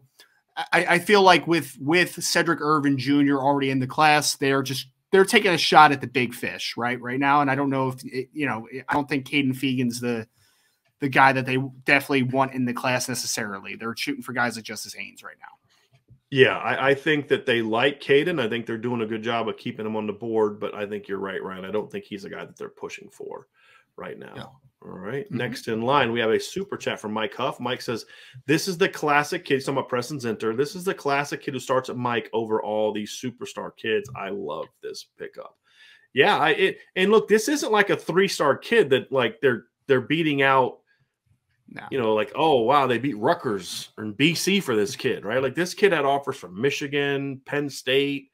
And this kid had I'm going to actually pull it up right now because this kid had a pretty impressive offer list, right? And the schools that were not just offering him but pushing for him. I mean, Penn State wanted him. He had an offer from Auburn. He had an offer from Georgia. He had an offer from LSU. Now, that doesn't necessarily mean he was a take at all those schools. I'm not making that case, but they clearly saw enough of him. He had an offer from Ohio State, Penn State, Nebraska, Ole Miss, Michigan, USC, Wisconsin. That's he's had, let me see, he had 1, 2, 3, 4, 5, 6 SEC offers. Yeah, Ohio, all the big northern powers offered him. Notre Dame, Ohio State, Penn State, and Michigan, right? Nebraska offered him, and then you go out to USC offered him. How often does USC come out to Massachusetts for a kid, right? Great question. I'm with you, Mike. I think this is a kid who isn't getting the love, people. There's the stars debate. No, I think the thing that you have to understand about stars, the stars are just a tool that I would encourage you to use if you're not someone who can dive into the film or wants to dive into film. And you value stars, fine. I have my opinion on stars. You have yours. I'm not going to change your mind. You're not changing mine. What I would encourage you to do, however, is to use stars as part of the evaluation process. You look at stars in the rankings, but then look also at the offer list and look at who's recruiting him. And it's not just the school, but like what schools that are known for producing players at that position. So, for example, if there's an offensive lineman from Illinois that Iowa wants, you look at him because Kirk Ferentz has a habit of taking these kind of kids, right, and finding them and turning them into studs, right? But if I was recruiting a wide receiver from Illinois, I wouldn't care. So it's not always just – if Alabama's recruiting kid in any position, the kid can play, right? That's the reality. Same with Ohio State. But with some of these other schools, I would look at that. So I would also look at offer list as part of your evaluation for what this kid is. But I think Mike is right. I think this is a kid that's got some potential to be this isn't a depth pickup, Ryan. This isn't a kid they just got to, we just need some bodies at linebacker, and this kid fills that need. Yeah, and we keep talking about how Notre Dame's done over the last couple of cycles, right? Bringing in linebacker recruiting, and you have guys on the staff that clearly do know what good linebackers look like, right? You have Marcus Freeman. I know James Laurinaitis is in a capacity now. Like, you have guys that can see linebacker talent. So I would just trust the staff on this one. They wanted Zinter. They wanted him in the class. This wasn't just we're striking on everybody, let's take him. Like, they wanted him a part of this class. So let's give him the benefit of the doubt on that one. Yeah, absolutely. All right. John A1 with a question. Here we go. This is for you, Ryan. I think this is right up your wheelhouse. What are the different traits in a safety prospect that would project them to either the free safety or, I guess, well, actually he's saying field safety versus boundary safety. Sure. Yeah. All right. So field safety, which would be most closely associated to a free safety, because you're going to be working in a lot more space, right? Those guys need to cover a lot more ground. They need to be a little more of a rangy type player because they are going to be covering a lot more space, a little bit more flexibility in that regard. Boundary, or if you're going to quantify it as a strong safety, they're a little more of a thicker body type, not necessarily longer, but a thicker body type that is going to be involved more heavily in the run. They're going to do things in a lot of times, because a lot of teams rotate, right? They're going to rotate down. They're going to play more towards the line of scrimmage. They're just going to have more runs responsibilities in general. So field safety or free safety are guys that are your true coverage safety, while the boundary or strong safety are guys that are going to be playing more towards the line of scrimmage and doing things more in the box. Now, that's the traditional sense of it. I think what Notre Dame is looking for, and Ryan, we've talked about this on the show, is they want guys that can kind of play both. Interchangeable. Because, yes, exactly. Because against a lot of the tempo teams, the air raid teams, for example, look at the Oklahoma State game. You need to have the ability to just line up and play left and right to where you're not rotating field boundary. And if you're playing left and right, and to Ryan's point, you've got a guy that's let's say you have because like you could also say, well, look, in certain defenses, a boundary safety is a guy that rolls to the middle a lot, right? So you need a guy that can play center field. He needs to play alley, but center field. Notre Dame's is a little bit different than that. They kind of both will roll to the middle. And the field safety a lot of times is in the last couple of years has done more of that, right? But the point is, if you get in a situation where a team's going tempo and you can't switch sides, and you have a field or boundary that's only good at like one part of that, then there's going to be times when you're going to get him in a matchup that he's just like you're going to exploit. And teams know this. If we're going tempo and we do this, we know we're coming right back with this because we've got that guy in the matchup that we like. And that's why so much of what Notre Dame is trying to do is they want corners and safeties that aren't just field boundary. They want guys that can do everything, because then that allows you to play left-right. And there's merit to left-right corner play. I think there's merit to field boundary. It's just about what you're most comfortable with. But I definitely feel like ideally you want a guy that can do both. Sure. But Ryan's answer was spot on in regards to the difference between the two. It's just I'm just pointing out that ideally, and I think you'll attest to this, Ryan, the days of Steve Atwater, one position and Dennis Smith at another, and they're just kind of that's who they are. Yeah. That still exists, but that's not the ideal like it used to be. Now you kind of want interchangeable guys. And I was going to say the trend, especially on the NFL level speaking, is you're playing a lot more too high looks, right? So that is the definition of interchangeable. You're not rotating the strong safety down a ton anymore. You're playing that too high because there's just such a threat of that vertical passing game now, just the passing game in general. You need those guys that can kind of do a little bit of both, to your point. Right. And so then he asked this. So Peyton Bowen is more of a field safety and Adon Schuler is more of a boundary safety. And to his world, are they – yeah. So you want to answer that last part? Are they both capable of playing both? Yeah. Yeah. So to the question, the first part, yes. They in an ideal world, are they both capable of playing both? Yes. Yes, absolutely. I would say so. Peyton is definitely the more gifted coverage guy, right? Has a little more range on the back end. But if you get Schuler in the situation where if you're rotating, you get him to the middle of the field, he's not going to kill you. Like he can sit back there and he can still make some plays. So there is some interchangeableness to them, yes. And especially, I think that it gives you a lot of potential, right? Because we're even seeing now more college teams go to 3 safety looks and do all different types of things on the back end. But yes, to answer your question, I do think that they both are capable of doing things in spurts. But I would say Peyton is obviously still the preferred free safety in that scenario. Here's a question from Keith Wiegand. Is Zinter comparable to Nolan Ziegler? Not in my opinion. I think of Ziegler more as a space player, right? Like they're both long, but I think of Ziegler a little more comparable to almost like a safety, right? Like a little more of a hybrid type of outlook on him. Zinter, I think of as a true inside guy, and I know he's been asked to do things in space, which I think is a nice projection to him being, more than just your traditional downhill Mike. Like I think he could do a little bit more than that. But I would say Ziegler is just more that natural rover safety hybrid type of guy that's going to play a lot more from depth. I think the thing you said at the beginning was the best part of all that. I mean, it was all great, but the space part. Yeah. Nolan is a space guy. Preston is more of a box guy. Yes. And I think you nailed that part. Absolutely. John Zabrowski asked, Brian, does Zinter's scholarship take a scholarship away from anyone offered so far in the 2023 class? The Todd Bowles kid, the Jeremiah Trotter's kid.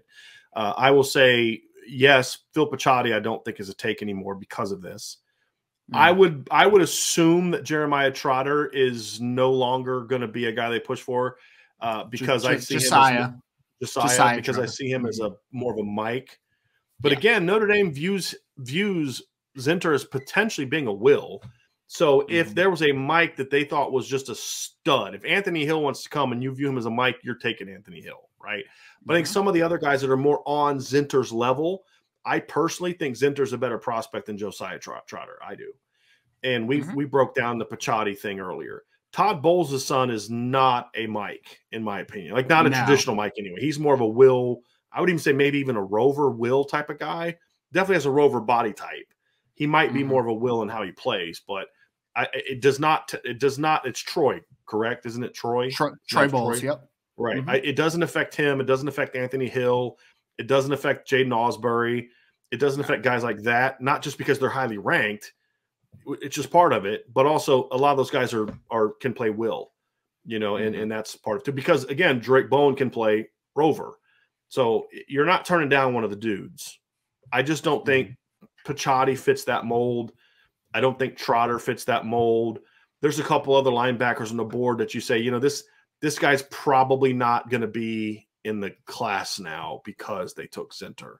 But it's not anyone that you'd be like, what? You're not taking that guy? Like, I don't know if you're going to, like, to me, I don't know if Jordan Hall, I don't know if that's a guy that I would necessarily continue looking at.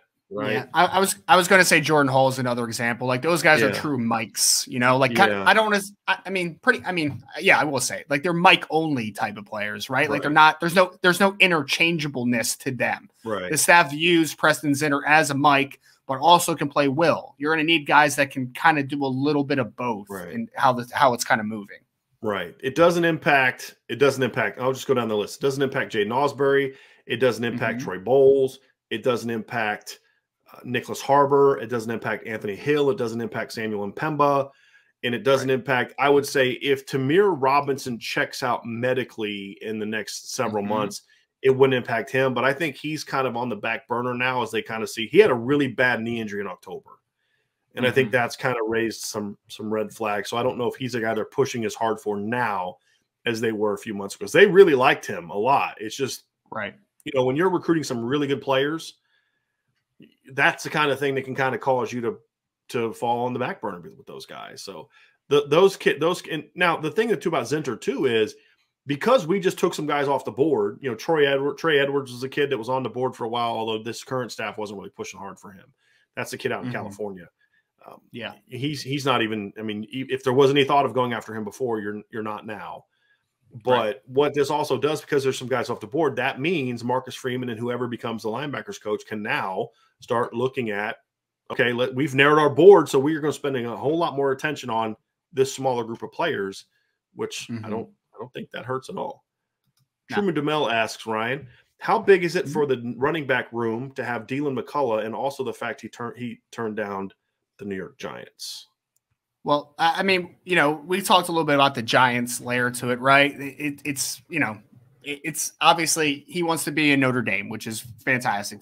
To the direct question, though, is from a coaching perspective, I am excited about Coach McCullough, to say the least, because when you just look at his resume, whether it's working at Indiana with Jordan Howard and what was the other kid that came out of there that was really good? Tevin Coleman. Tevin Coleman, yeah. Yep. So whether it's working with them or the year where he was with Ronald Jones, that first year where the kid just exploded onto the scene, right? Like he was a good player before he got there, but McCullough took his game to a completely different level. And then obviously the NFL layer, I think he's a really good running back coach. And and I have a piece about just kind of his recruiting chops and recruiting background a little bit.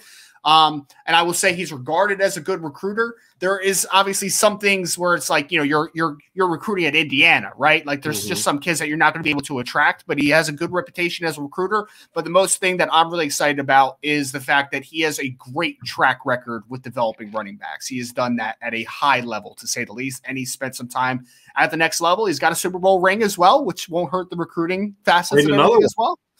Yeah. If it wasn't for Brady, he'd have 2 Super Bowl rings. Right. Now. So yeah. So I'm excited about him as a coach and as the reputation as a recruiter. I think it's a great fit. I think it was going to be hard to get a coach that matched Lance Taylor as a running backs coach. And they did that, in my opinion. I mean, and maybe better. I think one difference in the two is Lance brought more of an all-around deal. Dylan is a running backs coach. And I'm saying that in a complimentary fashion. Like he is a guy that is going to be able to coach that position at a very high level. And from the running back standpoint, running back pass pro, doesn't mean if the guy's smart enough to coach in the NFL, he's smart enough to teach running backs how to run routes and different things like that. But it's more of, he is a pure running backs coach. He's coached running backs his whole career. Or Lance Taylor was kind of a back and forth between running backs and receivers. And Dylan played running back where Lance was a receiver. So again, it's about Lance learned running back. Dylan lives running back. And I think that helps too. And I think the biggest difference, as Ryan pointed to, is going to be on the recruiting trail. I mean, Lance Taylor was a really good football coach. I don't know how much you can improve him as a coach. There's a lot of room for improvement from Lance as a recruiter. He was a solid recruiter, but he wasn't a great recruiter, and he didn't grind. And I think Coach McCullough is gonna do that. There's no doubt. Here's some interesting stuff as we get close to the end, Ryan. Lil Zub asks, your thoughts on it's a 2-part question. Your thoughts on the green jerseys. I feel like BK held back from using them. Will Freeman bring back the green jerseys more? Second part of it was just need to wear the green jerseys they show off with recruits. They have them. Why not wear them more? I'll let you go. I'll let you take first crack at this. Man, I feel like I'm going to get kicked out of this channel. I don't like the green jerseys. I just don't like the look of them. I'm not like a green person much in general, just as like the number one primary color. Like it's just not my bag.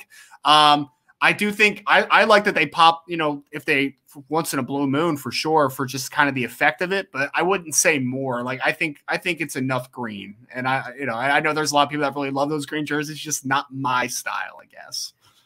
So I'm going to tell you what I think they should do for jerseys, and tell me what you think. We talked about this in the chat recently. Now, number one, I would go to the pants that they used in 2019 against BC. I'd get rid of mustard and I'd go to those gold pants. I thought those look great with the helmets. I would keep the the home uniforms, the rest of it the same. What I would do is I'd take the green gloves and cleats that they wore in the Cotton Bowl in 2018, and I would make those like my normal cleat and gloves. Because I'm like you, like with the exception of like green, I don't think green is a great complementary color as like a number 2 with anything other than like white or yellow. Like it doesn't work well as a main color with a lot. And I don't like the green and gold. I don't love that when the green's like there. The reason I like the 2015 uniforms of BC so much at Fenway was because it was all green. It was like green was the dominant color. And I think that plays well, but that's not what you want to do all the time. That's more of a change up for the Shamrock game. Sure. So I do like having a little bit of green, obviously, for sure. But it's more of a complementary color. So that's why I say, like, for home games, make the gloves and the cleats green. I think that would pop. Big time. And then for the road games is when I would wear green jerseys. I wouldn't have the numbers be green for road games. That's the change I would make. I'd have green numbers with gold outline. And that would just be my normal road uniform, as opposed to right now it's just white with it's just gold and blue. I would make it gold and green. I think that those are the changes that I would make in regards to making green more of a permanent fixture of what they do. And if they're going to go green in a Shamrock game, that's fine. I think the jerseys they show off for recruits are pretty cool to show off the recruits. I I don't think it's a thing where I'm like, oh, they got to wear those jerseys. I'm with you. I don't love the green jerseys. I think they're cool, but like, oh, hey, fun, for the Army game in 06, they brought out green jerseys. Like, oh, that's fun. But like, I would make green more of a normal part of the complementary stuff, like I would do that more than I would make it as a whole jersey color. That's like just the primary. Yeah. Well, like the Irish breakdown thing, for instance, right? Like we got the blue as the primary for everything, right? And then we got the green that pops, like you're saying, on top of like the white and just a little bit of gold. Like for me, green is a good secondary color, right? Like, but I just just too much. Yeah. I don't know. Yeah. I don't know if it's just watching the Philadelphia Eagles play too much. Like it's just too much green sometimes. Just too much. I get it. All right. Jared Rhodes. Brian, thanks a lot for the tweet about Reacher. I've been tired all week after not being able to shut it off. Any other recommendations? You have good taste. Thank you for that, Jared. I will, if I ever come across a series that I like, I'll send it out. I personally like the Jack Ryan one. If you haven't watched that, I know some people like with the Jack Ryan series. That's with John Krasinski. Is that his name? Correct? John Krasinski, the guy from The Office.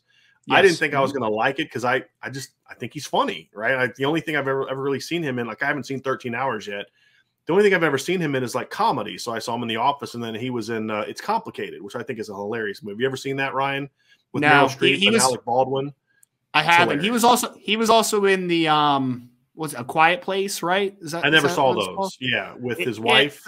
The first one was pretty good. I mean, obviously it's they're quiet majority of the movie, so it's like the acting dynamics, but it was a good movie. I thought he was good in it. Yeah. But I've only ever really seen him in comedy, so I was not thinking I was going to like him, and I did. I thought he was really good as Jack Ryan, and I rather enjoyed the season 1 and season 2 of Jack Ryan. Some people didn't. I did. I enjoyed it. So if you haven't watched that, Jared, I would watch that. And if more come along, I'll let you know. I was excited that they just announced the other day that Reacher is going to have a second season. So I'm fired up about that. Because like the reason I didn't number one, I've never bought Tom Cruise as like pardon my language, but like a badass. I just have never I'm like, he's like this little fella. And, like the only movie he was ever kind of that type of character that I actually enjoyed was The Night and Day. Cause it was a comedy, it was like, it was funny. I don't know if you ever seen that, but like I didn't, and my mom had told me about the books cause she had read the books and like, she's like described Reacher and he's like this big giant guy. And I'm like, it's not Tom Cruise. Like he's not even big compared to like average sized ladies. You know what I mean? Like he's a little fella. And so when I saw that they were coming out with like a completely redoing the character and they were keeping it as true to the point as the books, I was like, okay, that makes sense. I have never watched it, but my parents, speaking of Amazon Prime, my parents watch Bosch. They love it. It's another like detective-y cop kind of thing. I've never seen it, but they like that a lot. So maybe give that a whirl. But and somebody brought up Blue Mountain State the other day because it's and I watched a couple episodes and I'm like, this is terrible. Like this is like, it was awful. It's like awful. It's like a wannabe football Van Wilder thing. It was highly inappropriate. I didn't like it at all, to be completely honest with you. But I gave it a shot and I was like, this is so bad. But it is what it is. Hunter Land. With the kid out of Iowa, that'd be Caden Proctor, the 2023 offensive lineman.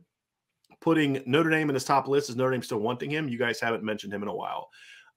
There will always be kids that put Notre Dame in their top group, even though Notre Dame's not a real option. Notre Dame is not a real option for Caden Proctor. When Notre Dame's staff went out on the road recently with Heastant, they did not go see Caden Proctor. I think that should tell you everything you need to know. He's a good kid and all that, but it's not a fit. It's not going to work. So they were on him for a while. They're not on him now. I don't expect him to be a guy that they are moving for down the road. Keith Wiegand, 2 guys I want is Jaden Greathouse and Malik Muhammad, both difference makers. Ryan will second that comment. You love Jaden Greathouse, Ryan. I do, man. I do. I like Malik Muhammad a lot, too. I think it would be a great pairing potentially with Justin Wright if Notre Dame is able to land Malik Muhammad at cornerback. But I had actually not watched Jaden Greathouse until a few days ago.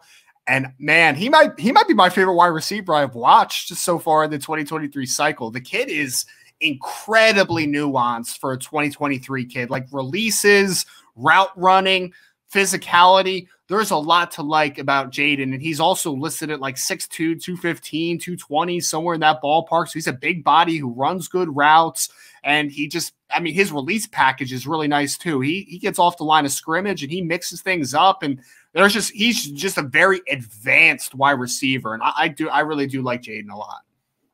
Yeah, and we were trying to think of comps for him, and like a shorter version of Michael Floyd was one at one point in time. Like there's some Cooper Kupp to his game a little bit. Like he's a hard guy to comp because he's got that weird body type. Like 6'1", 215. He's a very advanced player. My only question about him was how much better is he going to get? That'd be my only question. That you'd want to watch more film and evaluate as a coach to say, hey, is he going to get better? And that doesn't always mean you don't bring a kid in. It's if you need a receiver to play right away, that's your dude. Other than Cardinal Tate, I don't know if there's another receiver on the board right now that has as much show up on day one and be ready to play as Jaden Greathouse. And Notre Dame's going to need a guy like that. If we're being honest, and they're going to lose a lot of dudes, they're going to need some guys that come in and play right away. Malik Muhammad, though, for me, is a no-brainer. Yeah, no, Malik Muhammad's a no-brainer. Jaden Greathouse, though, I think would be a great get for Notre Dame at wide receiver, just because if you watch the state title game where they actually went against Denton Geyer, right, with Peyton Bowen and Jackson Arnold and all those dudes, Ryan Yates. Destroyed Ryan Yates in that game. 7 receptions for like 230-something and 3 touchdowns. Just an absurd game. So he's a good player, man. Good player. Yeah, he absolutely destroyed Ryan Yates. Like I felt bad for him. I felt really bad for him. It was pretty bad. But yeah, the other thing too, Ryan, that we haven't talked about, and we'll talk about this a little bit more when we have our show about recruiting areas. Yeah. If Notre Dame could start having a legitimate presence in Texas, meaning they're getting a couple kids a year from Texas that are top players, that's almost reason alone to bring them in. And if there's some scenario in which Notre Dame could land Peyton Bowen, Malik Muhammad, and Jaden Greathouse out of the state of Texas in the 2020 in one cycle, holy moly! Because as we've said before, that opens up the gateway. Like as Georgia kids have come to Notre Dame and been successful, more Georgia kids are willing to come to Notre Dame. It's just the reality of it. And if they could somehow pull that off, and it's going to be very difficult. I'm just hoping they get one of those 3. You know what I mean? Like, keep Peyton Bowen in the class. But if they could get 2 to 3 of those guys, it just makes it easier to go out in there and do the same thing in 2024. And, and that would be huge. And I think that is going to be it. We'll leave with Bill Emery to wrap up. We're going to go back to the beginning. Bill Emery says, great pickup of Presence Center. The Irish linebacker room is going to be loaded.